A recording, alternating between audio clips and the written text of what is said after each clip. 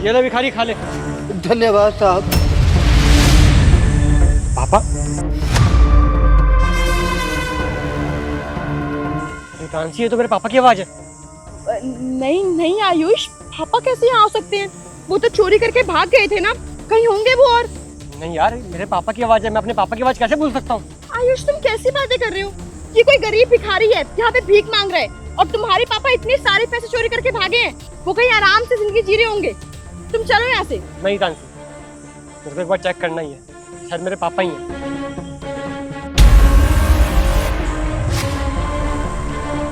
पापा, ये तानसी सच में, ये मेरे पापा ही हैं, देखो। अरे नहीं नहीं, ये कोई और है। तुम चुप करो, मुझे जानना ही है कि वो पैसे लेकर क्यों भागे घर से। नहीं रुको, सुनिए। नहीं नहीं, मैं केला नहीं दूंगा, मैं बहुत भूखा हूँ। मैं नहीं दूंगा। आप डरिए मत, मैं आपसे खाना छीनने के लिए नहीं आया हूँ। आपको और भूख लगी है? और खाना चाहिए? हाँ, मुझे भूख लगी है, मैंने बहुत देर से कुछ नहीं खाया है। अच्छा ठीक है, आपको जितना खाना चाहिए मैं उतना दूंगा, हर रोज खाना खिलाऊंगा, लेकिन उसके बदले में आपको मेरी कुछ बातों का जवाब देना पड़ेगा। देंगे आप? बोलो, क्या बात है? देखिए अंकल, आप इतने बुजुर्ग हो, आपकी हालत भी खराब लग रही है। ऐसा लग रहा है कि आपने 2-3 दिन से कुछ भी नहीं खाया। आपकी ऐसी हालत क्यों है? आपका कोई परिवार नहीं है क्या? नहीं, मैं भिखारी नहीं हूँ, मेरा बहुत अच्छा परिवार है। अगर आपका इतना अच्छा परिवार है तो आप उनके साथ क्यों नहीं रहते? कुछ करा क्या आपके साथ उन्होंने? नहीं, मेरे घर वालों ने कुछ भी नहीं किया। हाँ, मेरी बहू है ना, उसने मुझे घर से निकाल दिया। आपकी बहू ने आपको घर से बाहर निकाल दिया? क्यों, आपने कुछ करा था क्या? वो मेरा बेटा है ना, वो कमाने के लिए शहर से बाहर गया था, तो मेरी बहू ने मुझसे कहा कि मैं तुम्हारा बोझ नहीं उठा सकती, तुम्हारे खाने का, तुम्हारी दवाइयों का खर्चा बहुत ज़्यादा है, और मैं तुम्हारा ख्याल भी नहीं रख सकती, इसीलिए उसने मुझे घर से निकाल दिया। उसने मुझे ससुर नहीं समझा, बोझ समझा, और बोझ समझकर धक्के देके निकाल दिया, फेंक दिया सड़क पर। आपने ये बात अपने बेटे को नहीं बताई कि ऐसा कुछ हो गया है? क्या करता, कैसे करता। मेरी बहू ने मेरा फोन भी छीन लिया था ताकि मैं अपने बेटे से बात ना कर पाऊँ, और उसका नंबर भी मुझे याद नहीं था जिससे मैं किसी दूसरे के फोन से उससे बात कर सकूं। पर मुझे एक बात समझ नहीं आई, आपके साथ इतना कुछ हो गया, आपके बेटे ने एक बार भी जानने की कोशिश नहीं करी कि आप कहाँ गए हो, कहाँ पे रहते हो? मेरे बेटे को कुछ नहीं पता है, लेकिन मुझे पूरा विश्वास है, जिस दिन मेरा बेटा आ गया और उसे पता चल गया कि मेरी बहू ने मेरे साथ क्या किया है, तो उसे छोड़ेगा नहीं। मेरे बेटे का क्या कसूर है?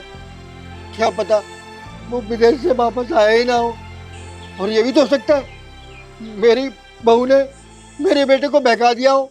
अच्छा अंकल, अगर आपका बेटा भी आपके सामने आ गया तो मैं उसे बहू की सारी सच्चाई बता दूंगा कि उसने मेरे पर क्या क्या जुल्म किए।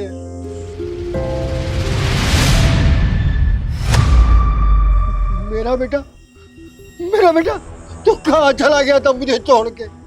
मैंने तुझे कहाँ नहीं ढूंढा, तेरा कुछ पता नहीं चला। बेटा देख, तेरी बीवी ने मेरा क्या हाल कर दिया, मुझे धक्के मार के अपने ही घर से बाहर निकाल दिया, और उसने मुझे धमकी भी दी कि अगर तूने घर में कदम भी रखा तो मैं तुझे जिंदा नहीं छोड़ूंगी और तेरे बेटे की जिंदगी बर्बाद कर दूंगी। इसीलिए मैंने किसी को कुछ नहीं बताया, लेकिन अब तू आ गया है ना, तो भगवान सब ठीक कर देगा, सब अच्छा हो जाएगा।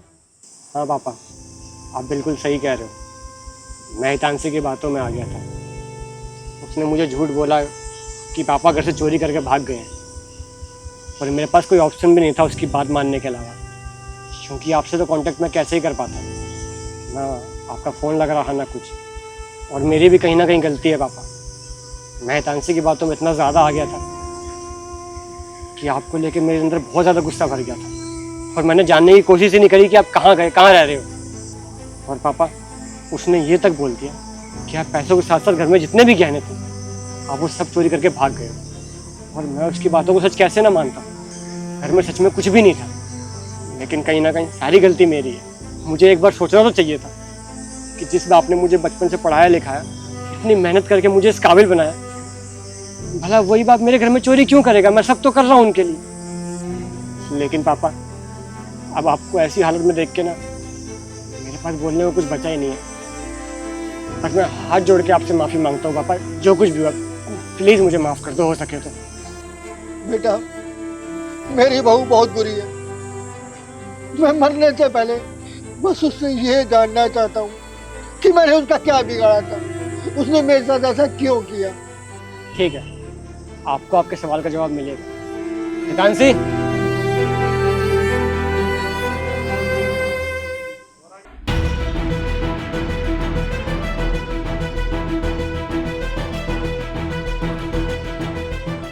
बहू, देखना हितांशी, यही है ना वो जो घर से पैसे चोरी करके भाग गए थे, गहने चोरी करके भाग गए थे? देखना। नहीं नहीं आयुष, ये वो नहीं है, ये कोई और भिखारी है कोई। तुम चलो यहाँ से। मुझे छूने की जरूरत नहीं है।